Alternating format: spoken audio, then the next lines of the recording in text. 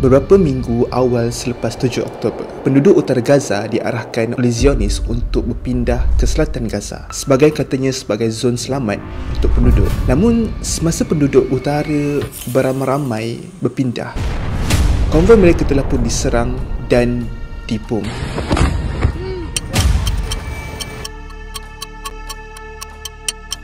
Daripada peristiwa ini, kita boleh melihat bahawasanya penduduk Gaza tidak ada istilah zon selamat ataupun zon perlindungan untuk para penduduk. Beberapa minggu awal selepas perang Taufan Al-Aqsa, kecoh di media sosial tentang usul penempatan semula ataupun dikenali sebagai pengusiran 2.2 juta penduduk Gaza secara paksa di utara Sinai. Perkara ini boleh dibuktikan apabila ramai ahli politik dan leader-leader Israel yang menggesa IDF, tentera Zionis, untuk meratakan Gaza dan seolahnya dia menggelarkan sebagai Nakbah yang kedua. Kerajaan Israel telah pun menyatakan bahawa matlamat utamanya adalah untuk menghapuskan Hamas sepenuhnya. Because Israel has said it will destroy Hamas.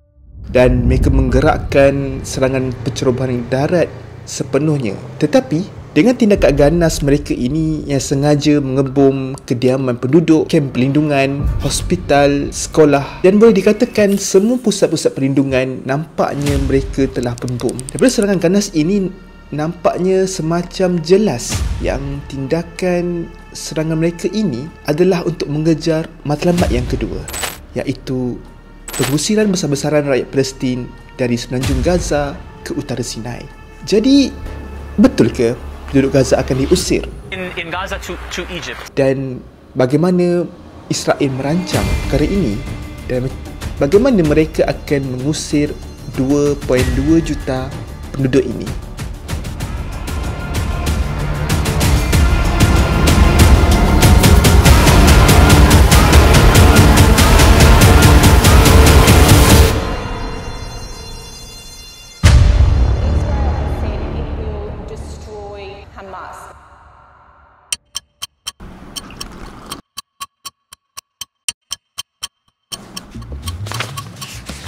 Ini adalah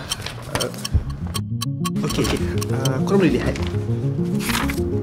di tangan saya ni adalah satu dokumen rahsia telah pun bocor yang dikeluarkan oleh Institut Keselamatan Negara dan Strategi Zionis, MISCAF. Telah diterbit 13 Oktober, yang mana dalam dokumen ini menggesa bahawasanya Israel harus mengambil peluang perang ini untuk memindahkan penduduk Gaza sepenuhnya. Dokumen ini ada 10 muka surat mencadangkan bahawa tiga alternatif kepada kerajaan Israel. Dokumen bocor ni telah pun tersebar.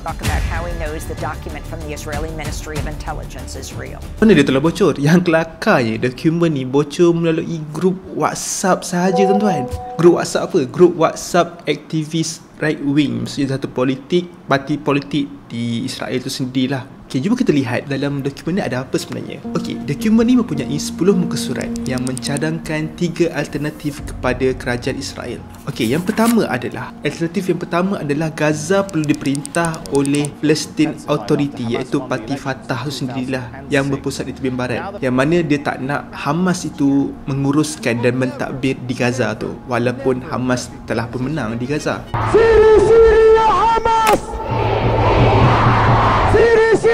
Yang kedua adalah jika Fatah ni tak function dan tidak diterima di Gaza itu dan tidak memberi pengaruh di Gaza, maka dikena tubuhkan satu kepimpinan politik yang baru yang berasaskan nasionalisme Arab dan bukannya Islamis. Yang mudah kata bukannya gerakan Islam lah, yang mana Hamas kita tahu bahawa dia adalah kuat muslimin bagi Palestin ketika ini. Jadi kedua-dua strategi ini tidak dianggap menjadi dan pengaruh Israel tidak berjaya masuk dan mempengaruhi dan mengubah ideologi rakyat Gaza ketika ini. Jadi langkah yang lebih realistik yang perlu diambil oleh Israel untuk mendepani penduduk Gaza ini ialah dengan pemindahan penduduk Gaza ke Sinai. Itu adalah option yang ketiga yang dipilih oleh kerajaan Israel sekarang lah. Jadi untuk memahami idea ini, kita perlu melihat kembali sejarah pada tahun 1950-an. Pada masa itu, selepas peristiwa Nakbah, lebih hampir 200,000 penduduk Palestin telah dihalau keluar dari tanah mereka dan ada yang berpindah ke Gaza dan ada juga yang berhijrah ke negara-negara jiran. Pada ketika itu sudah ada desakan daripada Amerika Syarikat untuk mencadangkan PBB untuk membina penempatan semula pada pasir Sinai itu sendiri. Sehingga tahap US siap sedia untuk memberi peruntukan dana khusus untuk projek penempatan di Sinai ini yang berjumlah hampir 30 juta dolar. So, strategi ini telah pun dilaksanakan dan pernah dicadangkan pada awal 50-an dahulu selepas dia menghalau penduduk Palestin dan dia berjaya merampas hampir keseluruhan tanah Palestin. Ketika itu telah ada dah usaha untuk membina penempatan semula yang jauh, bukan di dalam Palestin tapi di luar Palestin, iaitu di Mesir itu sendiri. Okay, daripada sejarah ini kita boleh faham bahawasanya idea pindahkan penduduk ni adalah satu strategi yang telah pun berjaya bagi menghalau rakyat Palestin atas alasan keselamatan dan juga untuk memastikan ada tempat zon perlindungan lah sementara. A humanitarian necessity. Jika sebut sementara ni, adakah penduduk Gaza boleh pulang balik ke Gaza tu untuk duduk kat sana balik? Korang rasa? Okey, jadi apa yang dirancangkan dalam dokumen bocor ini? Dokumen yang bocor dalam grup WhatsApp ini. Okey, yang menariknya dalam dokumen ini juga menjelaskan bahawasanya plan pemindahan ini secara berperingkat. Okey, peringkat yang pertama, apa itu peringkat pertama dalam dokumen ini? Okey, cuba kita lihat. Adalah memastikan supaya penduduk Gaza berpindah dari utara ke selatan. Itu step yang pertama. Dan ini kita melihat apabila dia menyasarkan serangan udara yang besar-besaran di utara berbanding di selatan. Jadi apabila penduduk telah pun diusir keluar, maka pada peringkat keduanya adalah serangan darat telah dilancarkan di utara Gaza dan membawa juga pemindahan penduduk dari utara ke selatan dan bertujuan untuk membersihkan kubu bawah tanah pejuang Hamas. Apabila di utara Gaza, serangan darat telah diteruskan dan dalam waktu yang sama juga di selatan Gaza, keseluruhan rakyat Palestin akan diusahakan untuk dipindahkan ke utara Sinai Mesir, yang mana ketika ini kita boleh lihat rakyat Gaza sangat terdesak ketika ini apabila diorang dikepung dan tiada sebarang bantuan yang boleh masuk dan diorang diserang dari utara dan diorang sangat-sangat dalam keadaan krisis kemanusiaan. Apabila penempatan telah dibina di Sinai untuk jangka yang panjang, dia akan buat zon selamat untuk mengelakkan daripada penduduk Gaza kembali balik ke Gaza. Dan ini semua ada disebut terang-terang dalam dokumen ini.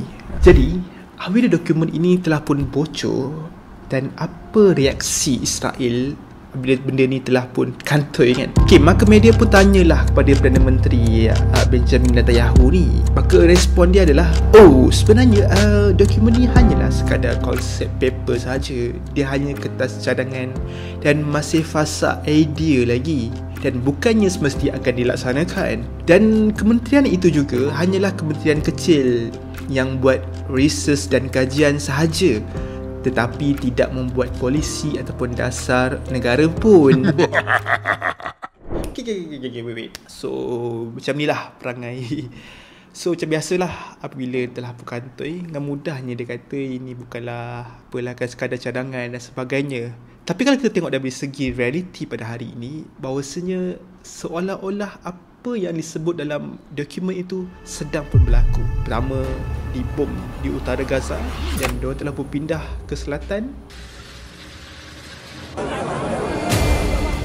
Dan sekarang dia memastikan rakyat Gaza sangat-sangat terdesak dan tiada sebarang bantuan, krisis kemanusiaan ketika itu. Dan maka ketika itulah dia membuat satu tempat yang selamat, yang lebih perlindungan. Maka kat situlah dia akan berhijrah nanti. Dia akan berpindah dan dia akan diusir secara hormatnya. Okey, itu dari segi aspek tindakan ketenteraan. Okey, dari aspek politik pula, demi merealisasikan pemindahan itu, Mesir sebagai negara jiran Palestin diberi tekanan yang cukup kuat untuk menerima pelarian Gaza, dan Israel juga membuat meeting bersama pemimpin-pemimpin negara Eropah untuk mendesak dan menggesa Mesir untuk menerima pelarian Gaza, yang mana ketika ini penduduk Gaza telah pun laku kebeluran, tak ada makanan, tak cukup keperluan asas, dan ketika itulah dia mendesak Mesir supaya menerima pelarian Gaza ni. Dan negara Rusia juga asalnya nak tubuhkan hospital lapangan di selatan Gaza untuk membantu penduduk Gaza yang tercedera dan memberi rawatan kepada mereka. Tapi Israel menolak cadangan ini. Namun Israel memberikan alternatif yang lain supaya Rusia untuk bantu dalam isu pemindahan penduduk Gaza ni keluar dan menyediakan perkhidmatan perubatan kemanusiaan atas nama Rusia di sempadan Mesir.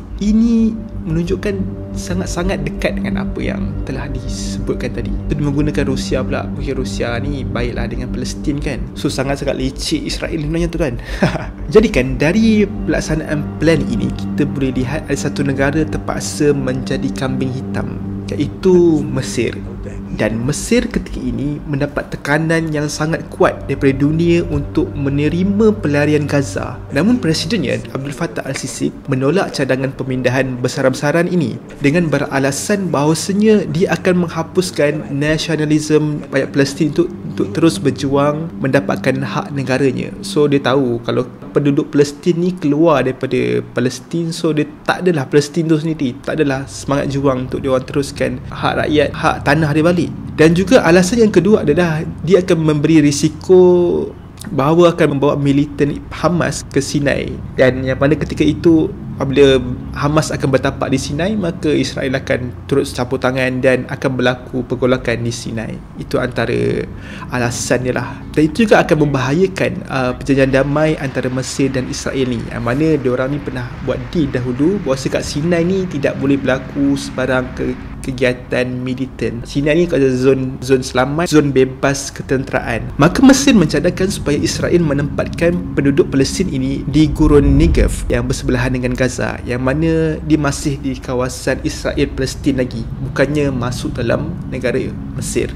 Dia juga mengatakan bahawasanya tidak semestinya Mesir sahaja menjadi pusat persinggahan terakhir bagi pelayan Palestin. Selain Mesir, dokumen ini juga menyebutkan bahawasanya Turki, Qatar, Saudi Arabia dan UAE akan menyokong rancangan ini dari segi ekonomi, akan memberikan dana khas pada Mesir untuk diorang menerima pelarian ini. Kalau kita perasan, dokumen dan plan ini agak besar dan ini melibatkan banyak negara. Dan bagaimana benda ni boleh dilaksanakan oleh Israel yang negara kecil ini? Sudah semestinya di belakang dia ada abang long besar ataupun ada kuasa besar, backup besar, iaitu US, Amerika Syarikat. Dikatakan US akan pujuk Mesir untuk terima pelarian Gaza dengan pulangan inisiatif ekonomi untuk cover krisis ekonomi yang berlaku pada Mesir ketika ini. Dan ada juga daripada jurnal Amerika Wall Street, diorang juga mengatakan bahawasanya negara-negara Teluk ada juga mencadangkan memberikan bantuan kewangan kepada Mesir sekiranya Mesir menerima pelarian Palestin ini. So apabila kita lihat perancangan ini, kita boleh nampak betapa seriusnya diorang ni nak laksanakan benda ni. Dan di sinilah menyebabkan Mesir terpaksa menerima cadangan ini.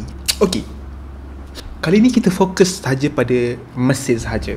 Dalam keadaan sekarang ni masih sangat sukar untuk menolak permintaan dunia untuk terima pelarian Gaza ketika ini. Walaupun Mesir awalnya menzahirkan bahawa dia akan tolak rancangan ini, tapi bila pengeboman atau peperangan semakin teruk dan bantuan sukar untuk masuk ke Gaza, lambat launnya nanti Mesir boleh jadi di bawah asasnya akan menerima pelarian Gaza untuk menunjukkan sokongan kemanusiaan dan akan membuka dan beri perlindungan kepada mereka.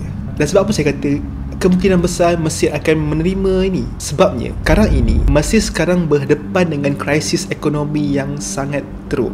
Mesir sebenarnya merupakan negara kedua penghutang terbesar IMF selepas Argentina.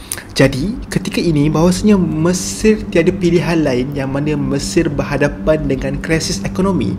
Lalu diberi solusi bahawasanya kalau kamu terima pelarian, US dan negara-negara Teluk dan Israel sekali akan bantu untuk melunaskan hutang-hutang kamu di bawah IMF ni. Dan ada baru ni pun ada juga orang-orang mengatakan US dan negara teluk offer untuk penghapusan hutang jika terima pelarian Palestin.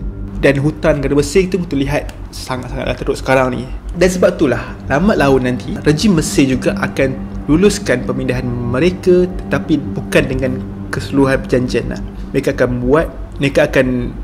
akan terima tapi dengan bersyarat. Syaratnya pertama adalah mereka mesti menghapuskan Hamas, yang mana Mesir sendiri sangat anti Ikhwan Muslimin, yang mana Hamas ni adalah bawah didikan Ikhwan Muslimin di Mesir, dan Hamas ni ada macam cawangan dia di Palestin lah kan. Dan syarat yang kedua adalah si mesti mendapat bantuan kewangan tu, baru dia akan teruskan plan yang telah disadangkan tadi. Dan syarat yang ketiga adalah dia mesti pulihkan balik sokongan terhadap parti Fatah di semenanjung Gaza. Di semenanjung Gaza ni pastikan Fatah mengambil alih pentadbiran ketika itu, yang mana Fatah ni kita bertahulah dia ni adalah proksi Israel sahaja. Okay, itu syarat-syaratnya. Dan sebenarnya kan kita cerita ni, dia dah bersedia untuk semua plan ni, termasuklah disiapkan satu kawasan infrastruktur kediaman yang dibangunkan di Rafah dekat utara Sinai ni. Kau boleh lihat gambar-gambar ini. Ini adalah gambar-gambar New Rafah City. Namun Mesir turut mengatakan bahawasanya tempat ini bukan untuk pelarian tapi untuk